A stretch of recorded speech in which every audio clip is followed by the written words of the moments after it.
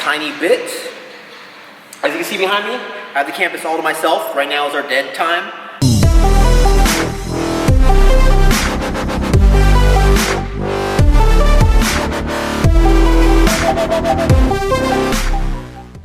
I asked for some questions for a Q&A a while back on my Instagram. It was this picture right here, guys. Let's get through some of these questions.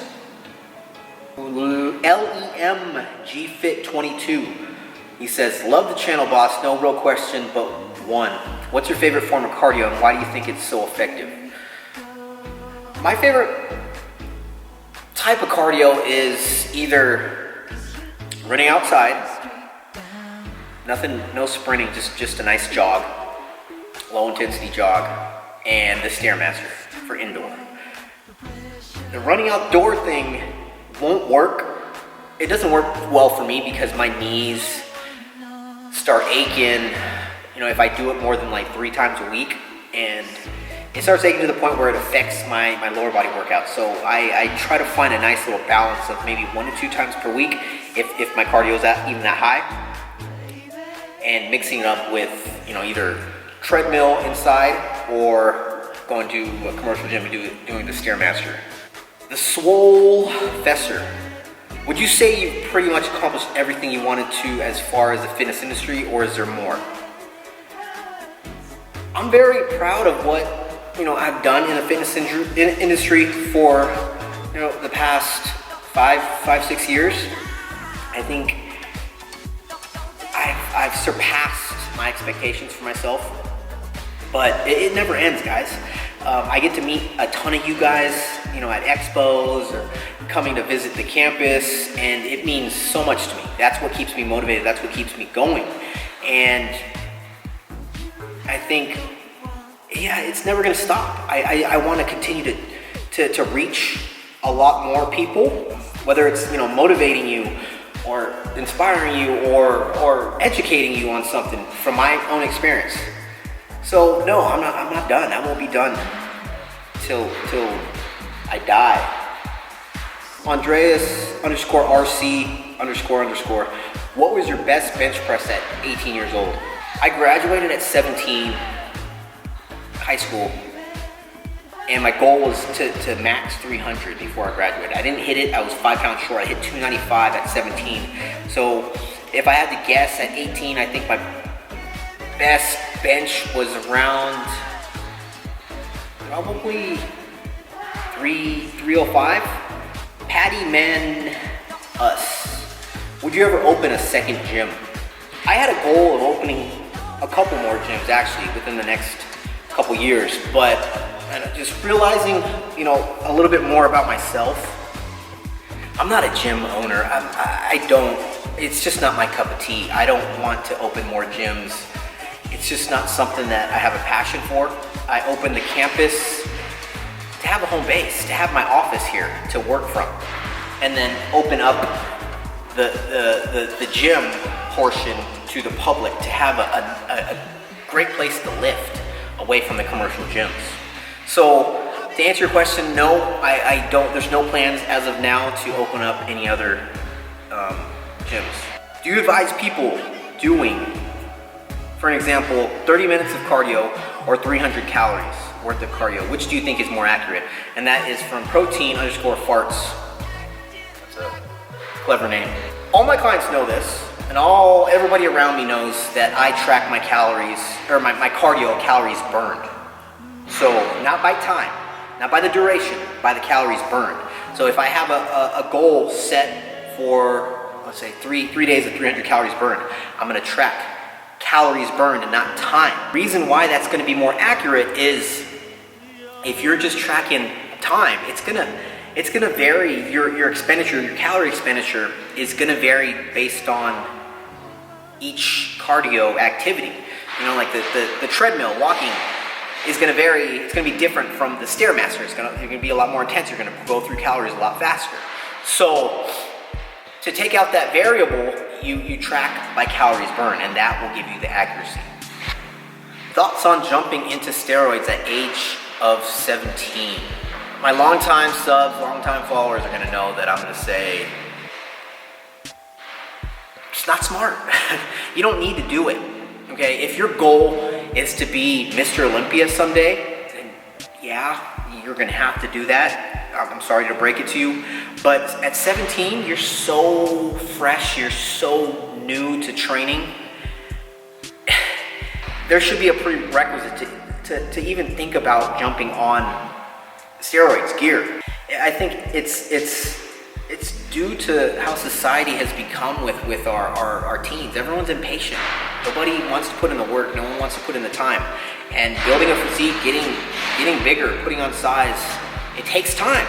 And I don't think steroids is the answer, because if you don't know how to train, you don't know how to eat, you don't know how to work hard, steroids not going to do as much as you think it will. So these elite bodybuilders, IFBB bodybuilders, you know, they have the experience, they have the genetics, and they're enhanced. So you put that all together, you're gonna get a big ass guy. But if you're a 17-year-old kid and you don't know how to train, it's not gonna do what you want it to do. Lucas Steffel, what is the heaviest you've ever been? I have been a very fluffy 198. I've never hit 200. And that was back in my day. Back in the day when I used to just dirty bulk. I didn't count macros. I would just eat. I've always had a big appetite. I can eat. That's never been a problem. But I didn't know what I was doing. I would let myself get up to 198 and just think I was getting bigger, when in reality I was just getting fatter. And it makes the next cut a lot harder. So that's never gonna happen. I think the most I weigh now, is peak of my bulks is like 175, 178. What are your thoughts on carb cycling? And is this a better method on dropping body fat percentage? I'm glad someone asked this question, because I asked you guys in the previous video if you guys wanted to hear some talk on carb cycling. I'm gonna simplify this. I am gonna keep it very, very easy to understand. Carb cycling, in my opinion, is not necessary for majority of the public, the gym goer public, okay? It's just gonna overcomplicate what you're doing, and if it overcomplicates things, it's gonna leave you less likely to stay consistent and succeed at fat loss, right? Carb cycling is just a way of creating more of a deficit throughout the week and have it more bearable. Instead of going from 300 to, like, let's say 100, 150, 200 carbs, you're gonna have some days where you vary. You're gonna have some low days, a high day, different days, a mid-level carb day. You're cycling your carbs. But at the end of the day, what matters the most is the trend for the week, your caloric deficit for the week. And carb cycling just allows you to increase your deficit, your caloric deficit for the week, and have it more bearable. Like, you don't want to have 7 days of low carbs, 100 carbs, below 100 carbs. You'll die. All right. So carb cycling is great for somebody that knows what they're doing. It's more for an experienced lifter, an experienced contest prepper. All right. Usually, I'm carb cycling now just for the fun of it, just for my own experimentation. Usually, I'll do it closer to, stage showtime, just to dig a little bit harder. Hope that helped. Peter Bowman _fit. When are you gonna start popping off the shirt again in the vlogs? It's coming soon. I'm getting leaner. It's coming soon. And it's not that hot yet. Once it gets hot in the summer, closer to the summer here at the campus, everyone's gonna be like half naked. And that's a benefit of training at a non-commercial gym. There's less rules.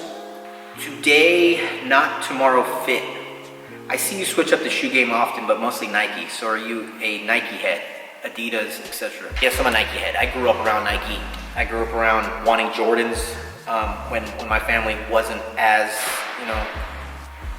better off. Well, my dad made less money, supporting the family. We couldn't afford Jordans, we couldn't afford Nike. And then I played basketball throughout all my younger years, all the way up to high school. And to me, I don't know, it might be a basketball thing. Nike, Jordan, that saying that I put around Instagram is boost is temporary, air is forever. I don't know. I would never wear Adidas back in the day. I thought it was, when my generation, like when I was growing up, Adidas was for soccer, and I play basketball. Simple as that. No color lines, there's no discrimination. If you like Adidas, then we can still be friends. What's your greatest accomplishment in your life / career? And that question is from Stoneline77 _. Top of my head, answer that question is probably to be able to do what I enjoy, what I love, what I have a passion for, and provide for my wife and my kids and my family. That is the biggest accomplishment to me. My wife stays home with the kids and gets to enjoy life and take care of the house, take care of me, and I am able to provide for my family, and I get to do what I love. Train, film, create content, meet you guys. That is my greatest accomplishment.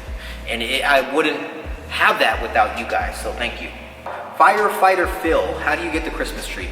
Christmas tree comes from having a developed lower back and getting your body fat low enough for those little muscles to pop out. But there's a way that I pose that I contract my lower back that it comes out even more.